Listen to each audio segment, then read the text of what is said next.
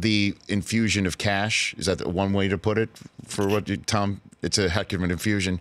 250 when it's a quarter of a billion. A quarter of a billion right, I know dollars. The news that this is needed.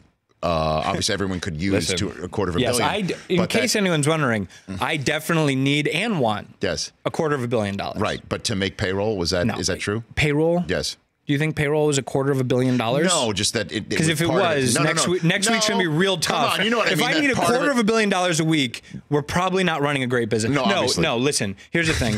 This is an investor who is. Let's be very clear about who Tom Dundon is. Yes. Tom Dundon started from nothing, and at 20 started a business that made billions of dollars. Right. He is a very, very smart businessman, and he, unbeknownst to me, was looking at my business for over a year, and had close friends and ties, people that you and I are very close to in the media business. I got a call from somebody who I respect, who runs a Fortune 50 company, on Wednesday morning, and he said, "There's someone I think you really need to have a conversation with who's interested in coming in." And that was 7. At 7:30 in the morning, I got on the phone with Tom Dundon, and he said, "This is how I would do this. Here's how this is what I think you do with money, but here's the infrastructure that I can give you." And it was the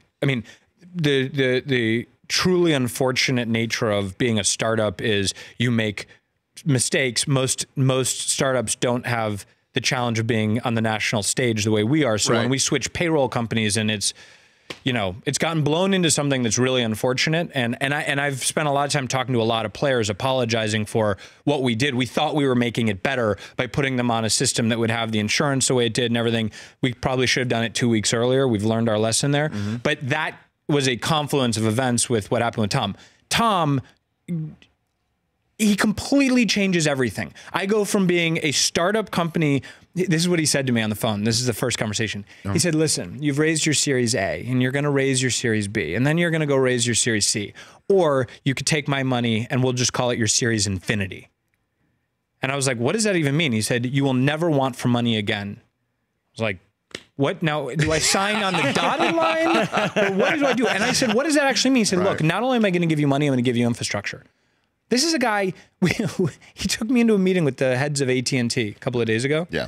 And as we're walking... Well, I could have done that for you, Charles. But I don't have the quarter of $1 billion. This is the part you can't do. We're walking out of the building, and I say, "Man, this meeting came together in like 6 hours. How did it happen?" And one of the top 3 people at AT&T goes, "It helps that Tom owns the building." Yeah, that's right. I can't do that. Yeah. I was like, I can't keep dropping the mic. Like, I have to keep picking it up so Tom can say something else and I can drop it again. Well, I mean, look, Charlie, obviously you need to have, to be successful, you got to have buzz, you got to have people talking about you, and you got to have people trying to poke holes and trying to tear you down. You know that better than anybody else. So you need Colin Kaepernick. No, well, he wouldn't come because you wouldn't pay him. Well, you need this money because you wouldn't make payroll. And you know that people are saying that potentially to try and make sure you're not succeeding. I kept calling Tom during that whole thing and saying, like, "Look, I don't, what do we say?" And he was like, "Nothing."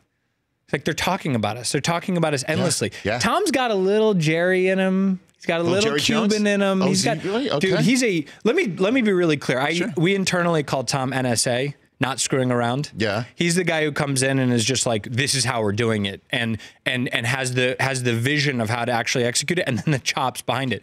I've never been in a situation like that before. This was a startup. Keep in mind, everyone who tried to do this before had infrastructure. They had the WWE, they had NBC and General Electric, they had all this stuff. Right. Tom comes in and in an instant takes me from a, let's call it an adolescent company that's getting through it, to a fully structured adult company in minutes.